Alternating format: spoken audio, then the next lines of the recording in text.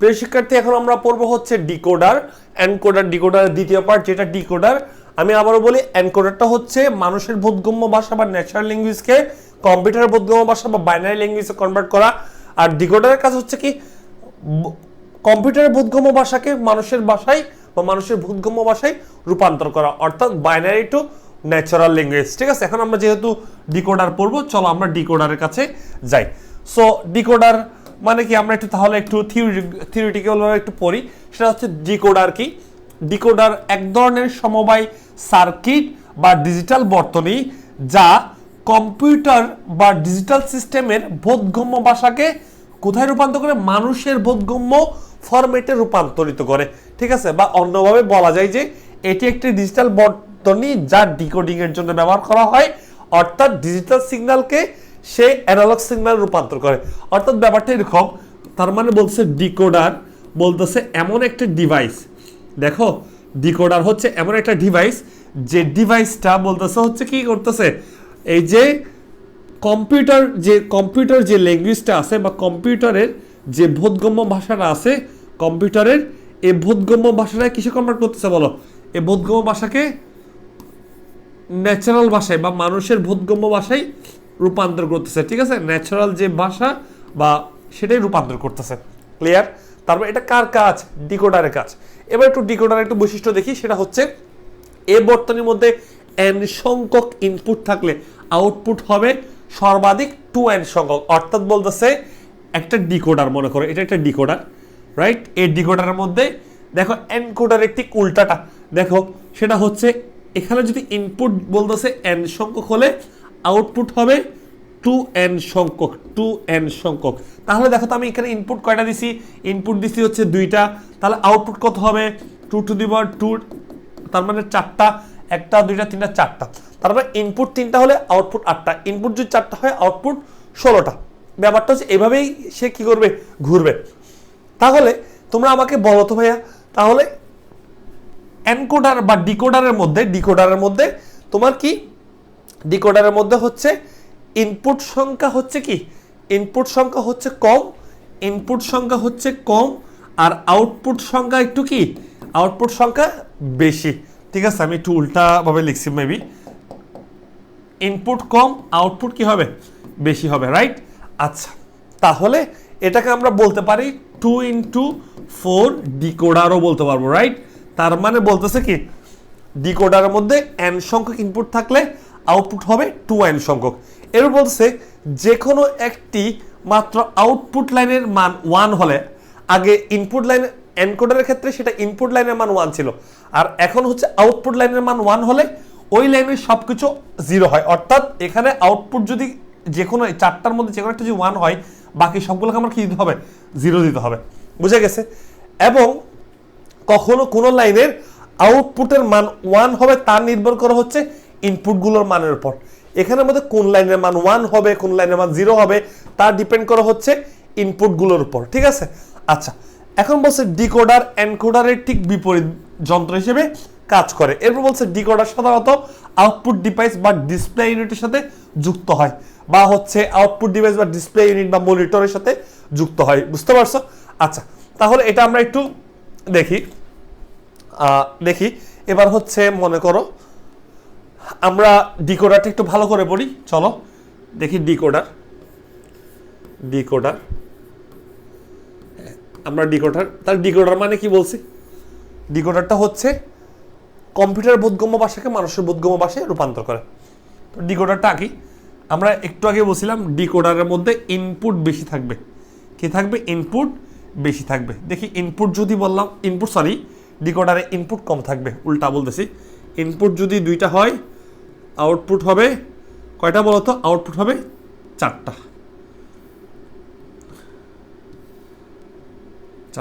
বুঝতে পারছো? 4টা। ঠিক আছে, এখন দেখো তো, এটাকে আমরা বলবো হচ্ছে, দেখো ইনপুট যদি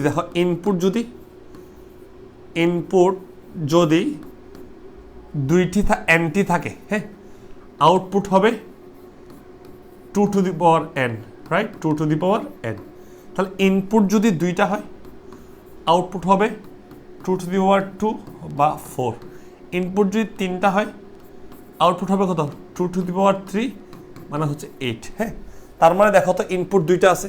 ধরে নাও এই ইনপুটগুলোকে আমি মনে করো কি দিতে পারি, এক্স দিতে পারি, ওয়াই দিতে পারি। আউটপুটগুলোকে আমি এভাবে দিব D0, যেহেতু ডিকোডার তাই D0, D1, D2, D3 এভাবে ইউজ করছি। এবং চিত্র দিতে হবে, চিত্রের নাম দিতে হবে চিত্র। দেখো 2 ইন্টু 4, দেখো 2টা ইনপুট 4টা আউটপুট, ডিকোডার। হ্যাঁ, ডিকোডারের মাঝখানে লিখতে হবে। হ্যাঁ, এবার লিখতে হবে 2 ইন্টু 4 ডিকোডার এর ব্লক ডায়াগ্রাম। হ্যাঁ, এটা লিখতে হবে ব্লক ডায়াগ্রাম। ঠিক আছে, ব্লক ডায়াগ্রাম। ওকে, গেল। তাহলে এটা তোমরা বুঝতে পারছো। সো আমরা ডিকোডারটা এভাবে লিখবো। এবার আমরা ডিকোডার সম্পর্কে এখন একটু বিস্তারিত জানবো। দেখো ডিকোডার সম্পর্কে আমরা একটু বিস্তারিত জেনে আসবো।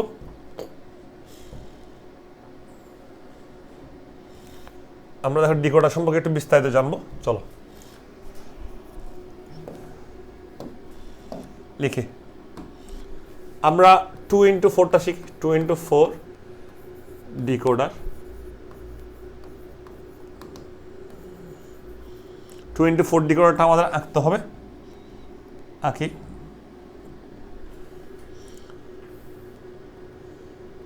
কয়টা ইনপুট? 2টা ইনপুট। ঠিক আছে, ইনপুট হচ্ছে 2টা, একটা 2টা।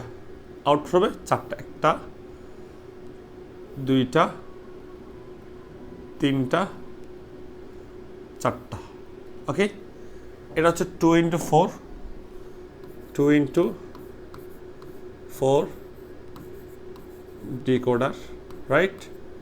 ওকে, এখানের মধ্যে এটা হচ্ছে এক্স, এটা হচ্ছে ওয়াই, এটা হচ্ছে D0, এটা D1, এটা D2, এটা হচ্ছে কি D3। এখানে লিখতে হবে চিত্র 2 ইন্টু 4 ডিকোডার, 2 ইন্টু 4 ডিকোডার এর block diagram, block diagram, right? আচ্ছা, এটা লিখবা। হ্যাঁ, এরপর হচ্ছে আমরা আঁকবো হচ্ছে, এটা আমরা কি আঁকলাম, এটা হচ্ছে আমরা কি আঁকছি, ব্লক ডায়াগ্রাম আঁকছি। এখন ব্লক ডায়াগ্রামের ভিতর কি ধরনের সার্কিট বিদ্যমান সেটা জানার জন্য আমার সত্যক সারণী জানতে হবে। মনে রাখবা, আমি যদি সত্যক সারণী যদি বের করতে পারি, সত্যক সারণী যদি জানি, তাহলে সেখান থেকে আমি ফাংশনকে খুঁজে পাবো। হ্যাঁ, এই আবার ফাংশনটা যদি জানি, তারপরে এখান থেকে আমরা লজিক সার্কিট খুঁজতে পারবো, লজিক সার্কিট খুঁজতে পারবো। হ্যাঁ, এই ফাংশনটা যদি জানি তাহলে আমরা লজিক সার্কিট খুঁজতে পারবো। এখন একটু খেয়াল করো, আমি আবার বলি সত্যক সারণী জানলে ফাংশন জানবো, ফাংশন জানলে লজিক সার্কিটটা কি করতে পারবো, বের করতে পারবো। আর লজিক সার্কিটটা যদি বের করতে পারি, বুঝতে পারবো এই লজিক সার্কিটটাই মূলত হচ্ছে কি এর ভেতর বিদ্যমান আছে, রাইট? আচ্ছা, তাহলে আমাদের এই ব্যাপারটা এখন লাগতেছে না। তাহলে আমরা এখন কি করব, এখন হচ্ছে আমরা 2 ইন্টু 4 ডিকোডারের জন্য সত্যক সারণী, ডিকোডার এর সত্যক সারণী আমরা অঙ্কন করব। চলো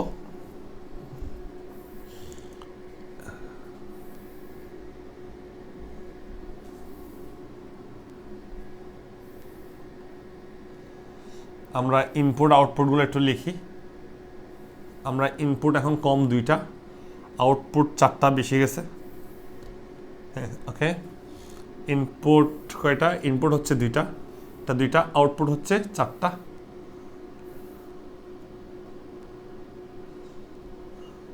ওকে, লিখলাম।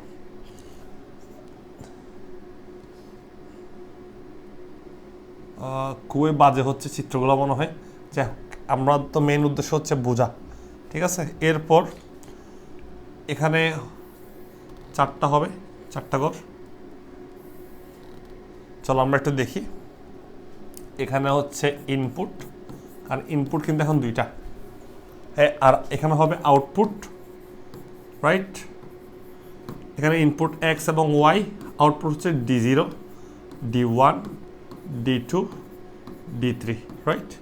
এখন ঠিক আগের মতো হচ্ছে বলছে একটা ইনপুট যদি দেখো একটা যদি 0 হয়, সরি একটা যদি কি হয়, একটা যদি 1 হয় বাকিগুলো চোখ বন্ধ করে কি 0, তার মানে একটা যদি তুমি কি করতে পারো 1 করো আর বাকিগুলো 0, এভাবে করে দেখবে কোনাকুনি তুমি 1 বসাতে সবগুলা। এটা হচ্ছে টেকনিক, 0 0 0 0 সব 0 বসাও, সব 0 বসাইছো রাইট। এবার একটু খেয়াল করো, সেটা হচ্ছে এবার এখানে বসাবো হচ্ছে তোমরা জানো এনকোডারের ঠিক উল্টা, এনকোডারের মধ্যে এটা ইনপুট ছিল এটা আউটপুট ছিল, ডিকোডারে এখন এটা হয়ে গেছে আউটপুট এটা হয়ে গেছে ইনপুট। এখন 0 1 0 1 তারপর 2টা 0 2টা 1, আরেকটা করতে হলে 4টা 0 4টা 1 এবার বসাবো, বুঝতে পারছো? 2টা 0 2টা 1, এটা হচ্ছে ডিকোডারের যে আউটপুটটা ইনপুট আউটপুটটা শতক সারণী এটা। এখন একটু মাথায় রাখবা, সেটা হচ্ছে সে মাথায় রাখবো হচ্ছে এই ব্যাপারটা থেকে আমরা কি বের করতে পারবো, এই শতক সারণী থেকে আমরা ফাংশনটা বের করতে পারবো। তাহলে লিখবো 2 into 4 ডিকোডার এর ফাংশন। আমরা এসওপি মেথডের সাহায্যে এটা নির্ণয় করতে পারি, ঠিক আছে? মেথডটা আমি পরে শেখাবো বা এর আগে ক্লাসে শিখিয়েছিলাম, সো হচ্ছে তোমরা ফলো করো। সেটা হচ্ছে প্রথমে আমরা এটা অন্য একটা মেথড টাইপ দেখো, ফলো করো, সোজা কথা মাথায় রাখবা। সেটা হচ্ছে তোমাকে আমি একটু যদি বলে দিই, হ্যাঁ একটু, এটা জাস্ট কোনো পড়া না, এটা পড়ার বাইরে, বুঝতে পারছো? এটা পড়ার বাইরে একটু মনে রাখবা, এটা আমি পড়ার বাইরে দিয়ে রাখছি, ঠিক আছে?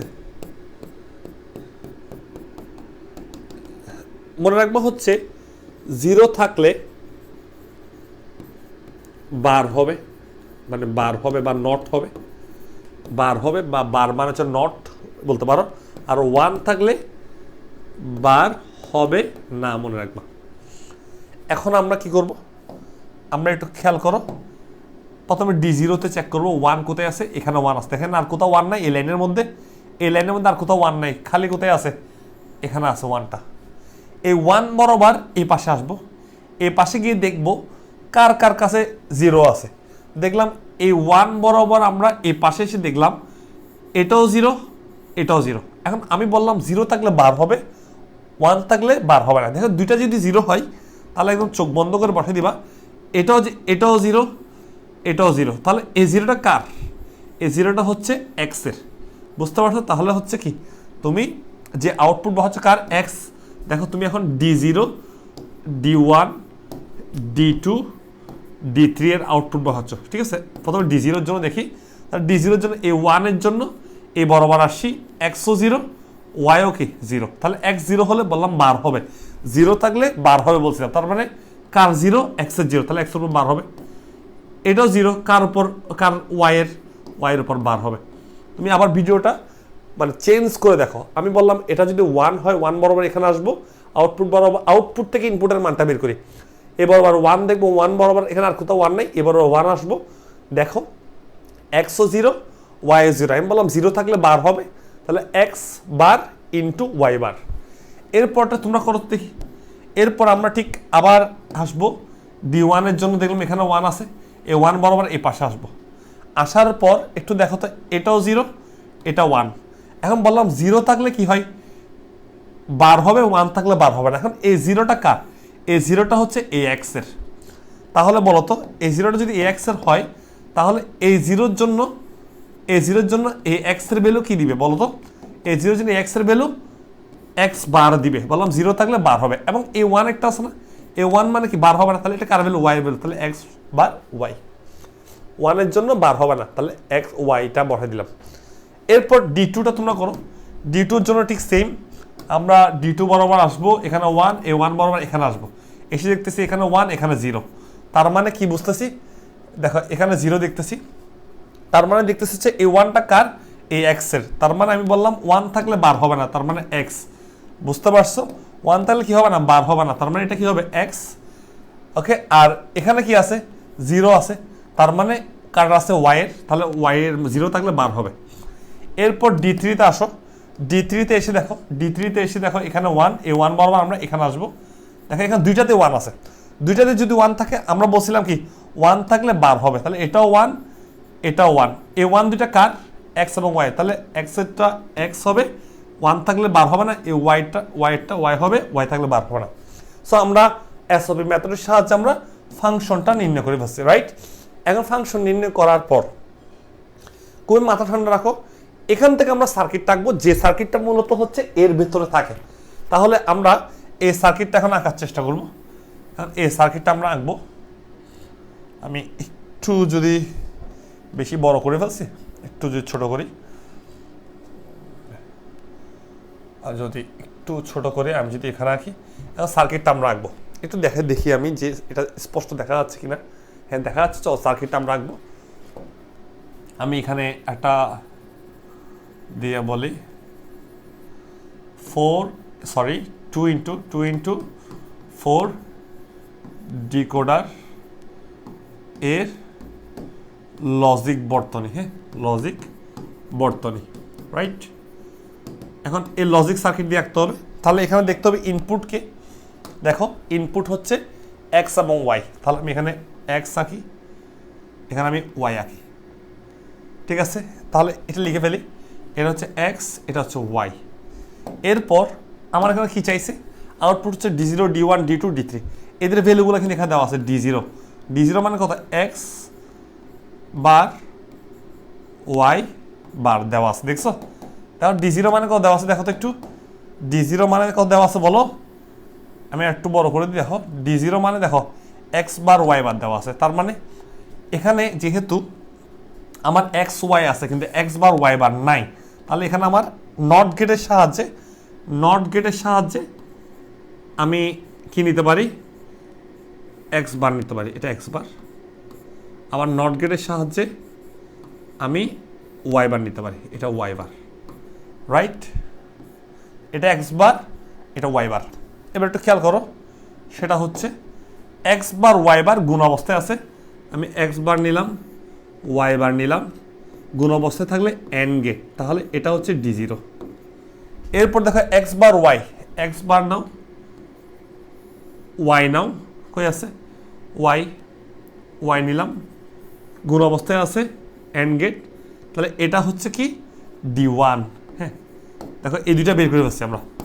এরপর হচ্ছে d2টা x y বার, x লাগতেছে y বার আছে, গুণ হবে, এটা হচ্ছে আমার d2।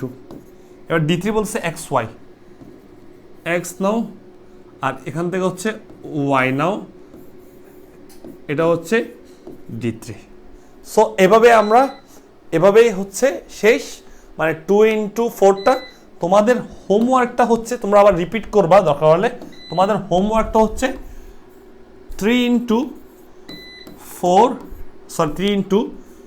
8 ডিকোডার। আর ক্লাসটা বুঝতে পারছো কিনা একটু আমাকে কমেন্টে জানাতে হবে। আর প্রত্যেকটা টিচারের ক্লাসে তোমরা অবশ্যই কমেন্ট করবা যেন টিচাররা উৎসাহিত হয়, ঠিক আছে?